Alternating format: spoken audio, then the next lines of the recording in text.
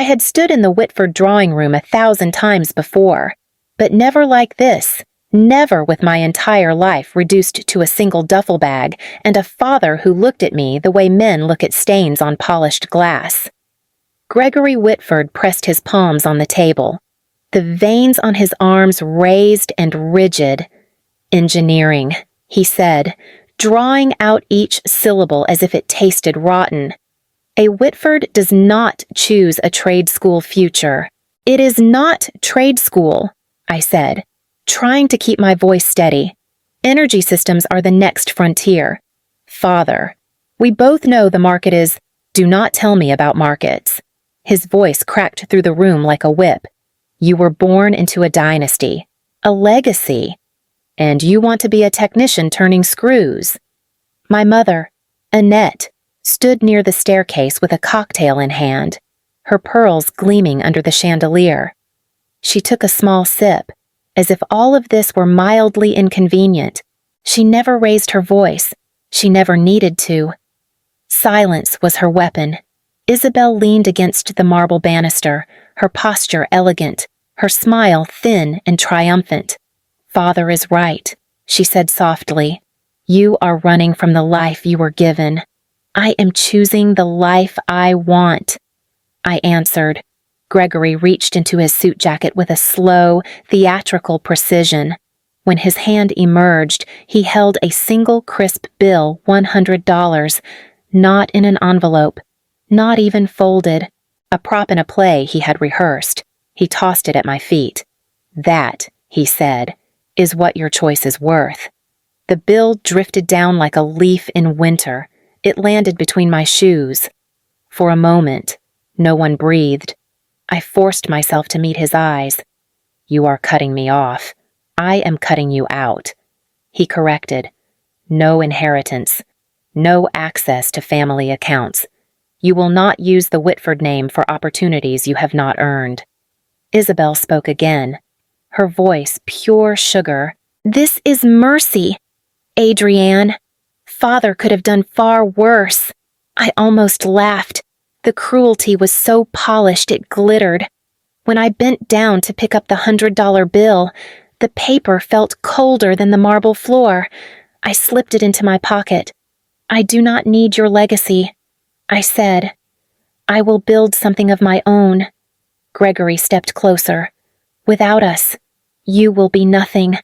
I felt the words land sharp, practiced, final. They were meant to break me. Instead, something inside me settled, a quiet certainty crystallizing. "I will not ask you to believe in me," I said, "but one day you will understand why you should have." Annette looked away, the ice in her glass clinking faintly. Isabel exhaled a soft laugh. I walked toward the door, my duffel heavy against my shoulder. As my hand touched the brass handle, Gregory spoke one last time. "If you leave, Adrienne, you do not come back." I did not look back. "Then this is goodbye." The mansion doors closed behind me with a sound that felt like a judgment and a beginning. If you are here, still reading, stay close. Stories like this are built one choice at a time, and you will want to witness what comes next. The bus dropped me in Mountain View just after dusk. All I had left was $88, a duffel that dug into my shoulder, and a bitterness I could still taste on the back of my tongue. I walked until my legs ached, passing bright storefronts filled with people who looked as if they belonged somewhere. I did not. By the time the cafes began closing, the only place with warm light still glowing was a small shop on a corner, Ava's Bean House. I pushed the door open and stepped inside. A barista with dark curls glanced up from wiping a counter. "You look like you've walked here from another life," she said, not unkindly. I managed a tired smile. "Something like that." I ordered the cheapest coffee they had and a day-old pastry. When she rang it up $12, I felt the sting. The money in my pocket was already disappearing too fast. She watched me linger at a back table long after I finished eating. Finally, she came over, arms crossed, expression sharp but curious. "You planning to stay until morning? I have nowhere else to be." I admitted. She glanced toward the darkened street outside. Sleeping out there is dangerous. You look like you already had one bad day too many. I swallowed. I just need a place to figure things out. Her eyes dropped to my duffel. What's in there? My life, I said. Or what's left of it. Something in my voice must have cracked, because she exhaled and lowered her tone. Our espresso machine has been broken for 2 days. If you can fix it, I'll let you stay in the storage room tonight. No charge. It took me less than 20 minutes. The moment the machine hissed back to life, she let out a whistle. You're either a genius or extremely desperate. Maybe both, I said. She led me to a narrow storage room stacked with coffee beans and paper cups. This is temporary, she warned. 1 night, maybe 2. Thank you, I whispered. As she turned to leave, she paused at the doorway. I'm Ava, she said, and whoever you were before you walked in here, you can start over. I lay down on a stack of folded aprons, clutching the $100 bill in my pocket. Rock bottom was supposed to feel like the end, but somehow, it felt like a beginning. Ava kept her word. 1 night became 3, then 5. Each one paid for with whatever small repairs I could manage around the cafe.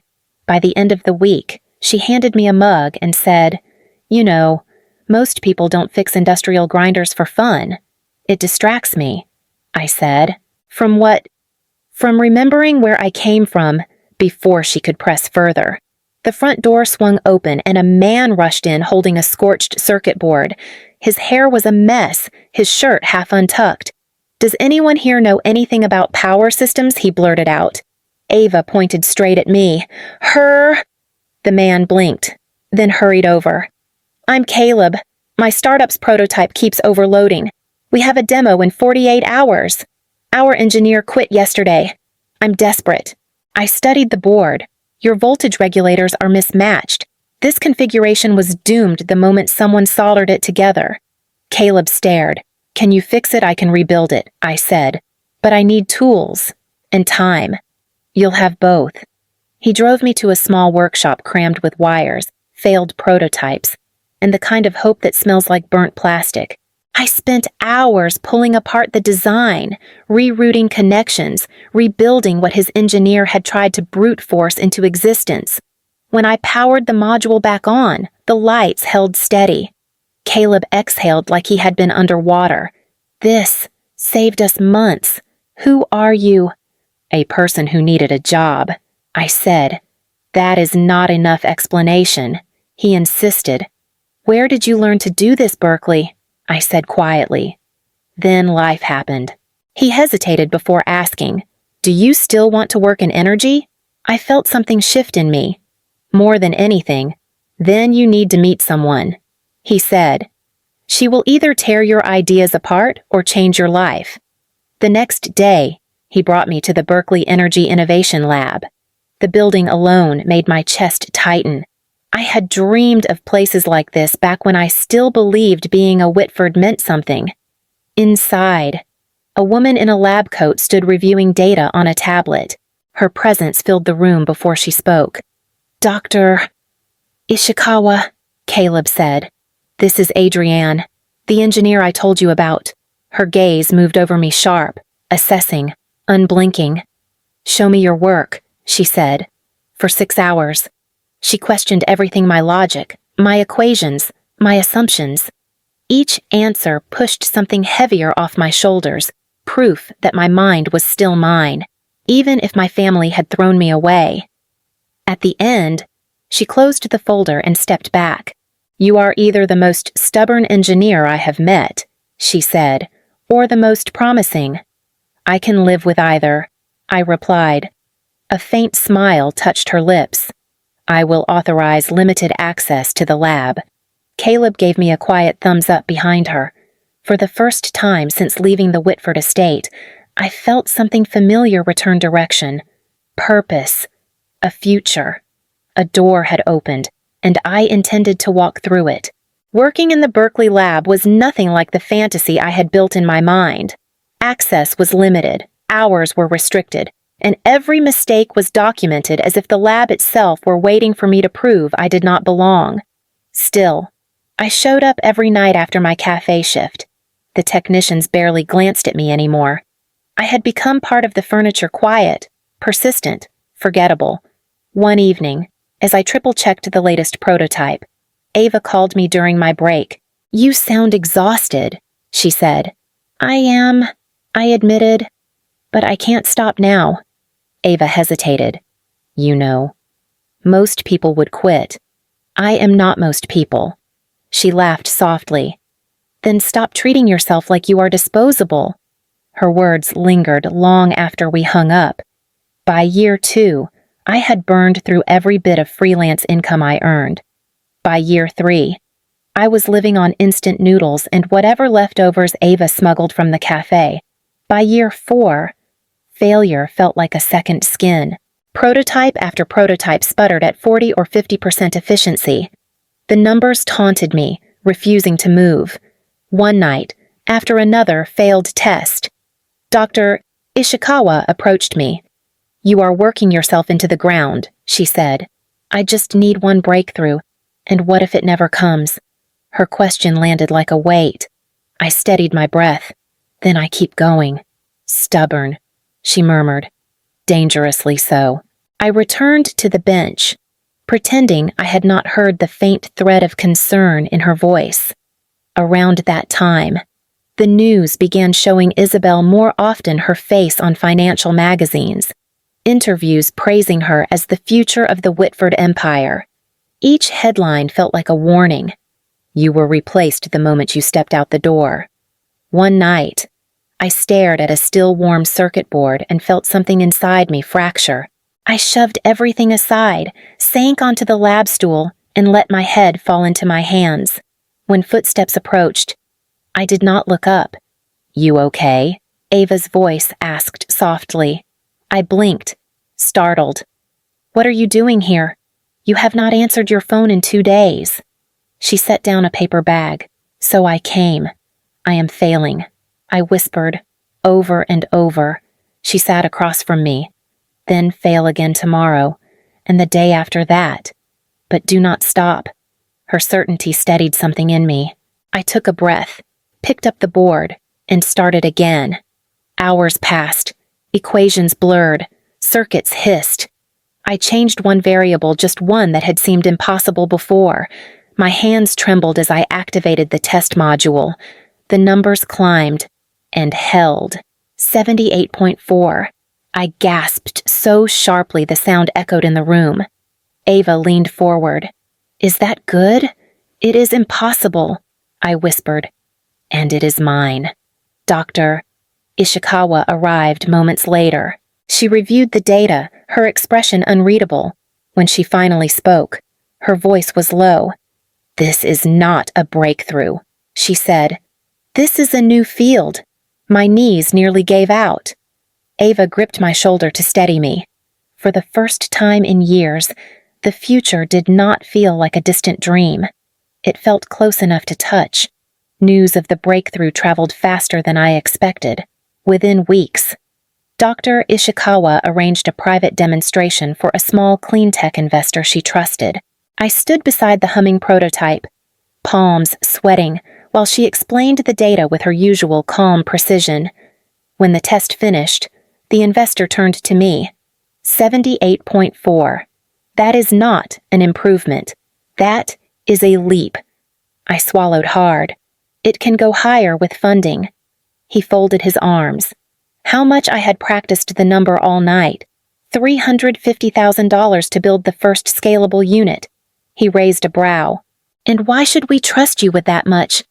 My throat tightened. I thought of my father, his voice echoing through memory. "Without us, you will be nothing." I met the investor's gaze, because I built this with scraps, borrowed tools, and a storage room as my home. Imagine what I could do with real support. His laugh was soft but genuine. Ambition and desperation. A potent mix. He extended his hand. "You have your seed round." I gripped his hand before doubt could catch up to me. When I returned to the cafe that night, Ava was stacking chairs. You look like someone who just outran a disaster or won the lottery. Neither, I said. I got funded. Ava threw her arms around me before I could brace myself. I told you. You were never disposable.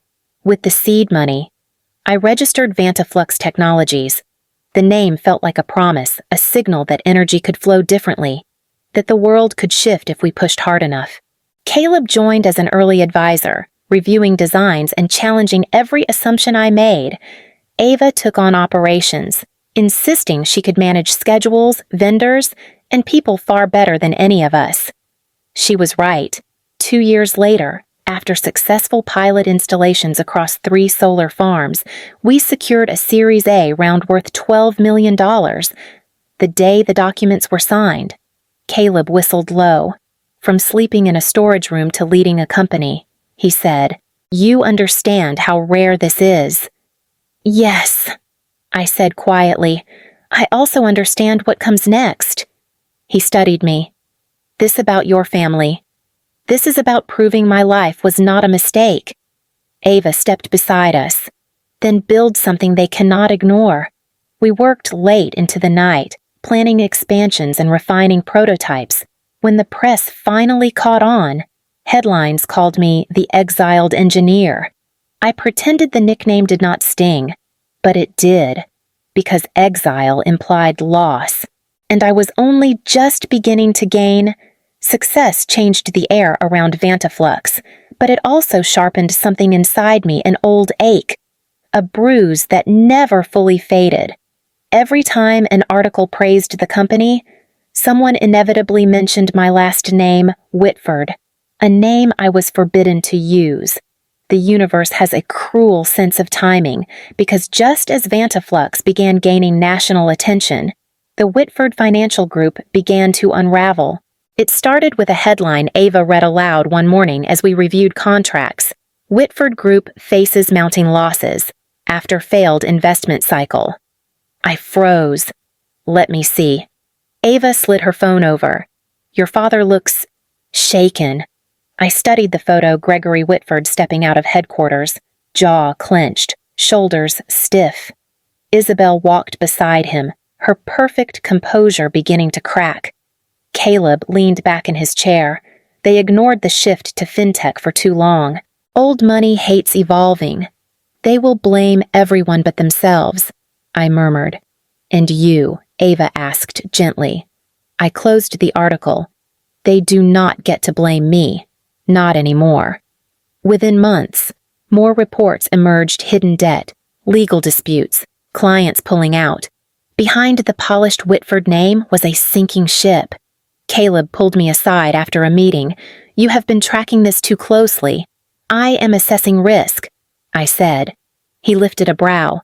"Whose risk, yours or theirs?" I did not answer. Because the truth was already forming in my mind. I could help them survive. But I would not. A week later, I met quietly with a financial strategist. He studied the charts I had brought. "If you want control," he said, "you need a separate entity. Something discreet. Something invisible." I folded my hands. "How discreet enough that even your father will not see it?" That is how Summit Arrow Capital was born, an investment arm designed to disappear behind layers of legal structures. I poured everything I had into it: income, early returns, private investor backing who trusted me more than any surname. For 2 years, Summit Arrow quietly acquired Whitford stock whenever the price dipped 1% here, another there, then larger chunks as panic spread through the market. We purchased debt portfolios tied to the company's failing ventures, choosing pressure points with surgical precision. Ava confronted me one evening. "You are not just watching the collapse," she said. "You are guiding it. I am preparing for the moment they can no longer pretend they are untouchable." Caleb crossed his arms. "You want the company?" "No," I said softly. "I want the truth. I want them to see the daughter they threw away, standing over the ruins of their arrogance." Ava exhaled. "Then be ready. That moment is coming fast." She was right. Because as winter approached, Summit Aero crossed the line I had targeted for years. 28% ownership. Enough leverage to walk into the Whitford boardroom not as a disgraced daughter, but as the woman poised to take everything they believed I could never earn. I had imagined walking back into Whitford headquarters 1,000 different ways, angry, triumphant, numb. But when the moment finally came, I felt only a hard, focused stillness. The lobby looked the same as the day I left marble floors. Polished brass, the Whitford crest gleaming like a warning. The receptionist glanced up. "Name and appointment, Adrienne Vale," I said. "Summit Aero Capital. I have business with the board." She hesitated, tapping her screen. "Summit Aero? Yes, they are expecting a representative." But, her eyes lifted again, confusion flickering. "Are you the representative I am?" Before she could question it, the elevator doors opened behind me. Isabel stepped out, heels clicking like a metronome of superiority. She froze mid-stride when she saw me. "Adrienne." Her voice cracked in disbelief. "What are you doing here, business?" I said. "This is not a place you can just walk into." "It seems I already have." Her jaw tightened. "You are not on the list." "No," I said calmly, "but the representative from Summit Aero Capital is—" Understanding drained the color from her face. I stepped past her toward the private elevator. "You should hurry. Isabel, the board will want you present. It is going to be an important meeting." She reached for my arm, fingers trembling. "Adrienne, whatever you think you are doing," I pulled away. "I know exactly what I am doing." As I ascended, the elevator hummed softly, each floor rising like a chapter I had once been denied. When the doors opened on the executive level, 2 assistants jumped to attention. "Ms. Vale," one said quickly, "the board is ready for you." I walked the length of the hall, my footsteps steady, my breath controlled. Through the glass doors, I saw the long table, the dark suits, the familiar coldness of power at rest, and at the far end, Gregory Whitford. His back straight, his expression granite. He had no idea who was about to sit across from him, but he would, very soon. The boardroom was colder than I remembered, quiet, dignified, suffocating. 12 men and women sat around the long mahogany table, all turning as I entered. At the far end, my father straightened in his chair. He did not recognize me. "Ms. Vale," the chairman said, gesturing toward the empty seat opposite Gregory. "Summit Aero Capital has requested this emergency session. Kindly present your position." My father cut in before I could sit. "We do not have time for obscure investors. Our family business is under threat." "And threat," I repeated softly. "An interesting word." Gregory's eyes narrowed. "Who are you to interrupt me?" I met his gaze for the first time in years. "Someone you dismissed, someone you told would be nothing without you." He leaned back, frowning. "I have never met you in my life." "Not as Adrienne Vale," I said, sliding into my seat. "But you knew me by another name." Isabel froze in her chair, her fingers clutching her folder. "Do not," she whispered, voice trembling. The room waited. I let the silence stretch until even the fluorescent lights seemed to buzz in anticipation. Then I said it. "I am Adrienne Whitford, your daughter." The reaction was immediate gasping, murmurs, several board members leaning forward as if trying to confirm the truth written on my face. Gregory went still, his expression collapsing into disbelief before hardening into fury. "No," he said. "This is a performance, a ploy." I opened my briefcase and placed the documents on the table. Summit Aero Capital currently holds 28% of Whitford Financial Group and significantly more of its outstanding debt. The chairman blinked. 28%. That is not possible. "It is," I said. Over the last 2 years, we acquired shares during every market dip. We purchased debt portfolios tied to the company's failing ventures, quietly, legally, efficiently. Gregory slammed his fist onto the table. You are destroying your own family. I did nothing. I replied. You destroyed it with arrogance. I merely bought what you let fall. A board member adjusted her glasses. Ms. Whitford or Ms. Vale. What exactly is your intention? I met each of their eyes, one by one. A full restructuring. Gregory Whitford must step down as CEO effective immediately. Isabel Whitford will relinquish her executive role.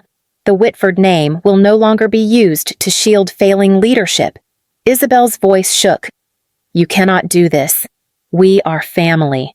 You chose that word only when it benefits you. I said. The night I left with $100 in my pocket. None of you stopped me. Gregory rose from his chair, hands trembling with rage. You are a traitor. I am the consequence. I said. The chairman cleared his throat.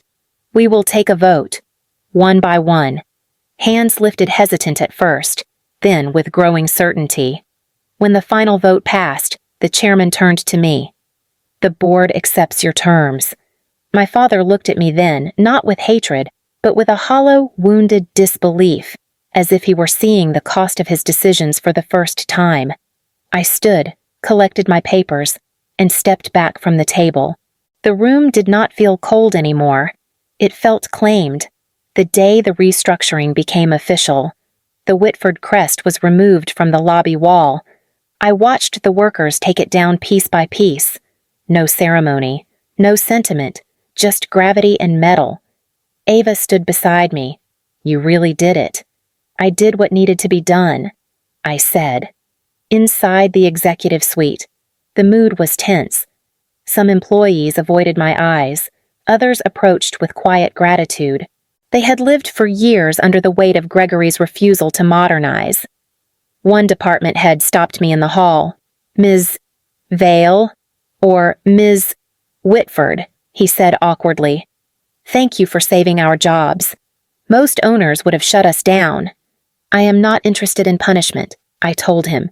Only progress. As Vantaflux began integrating sustainability initiatives into Whitford operations, the company transformed quickly renewable investment portfolios, transparent audits, partnerships with clean tech startups. Every decision was a reminder that legacy did not have to mean stagnation. Toward the end of the week, I found Gregory alone in his old office.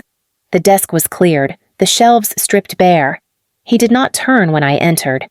You got what you wanted, he said quietly. No, I replied. I got what you abandoned.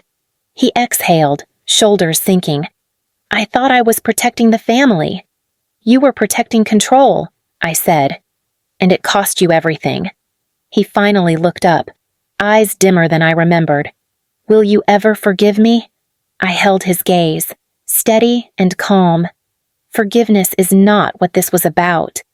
I left him there, surrounded by the silence he had built. Outside, Ava waited by the elevator, ready to go. Yes, I said. For the first time in years, I felt light, unburdened, unbound. Not a Whitford exile, a Whitford rising. The envelope arrived on a quiet morning, tucked beneath a stack of reports.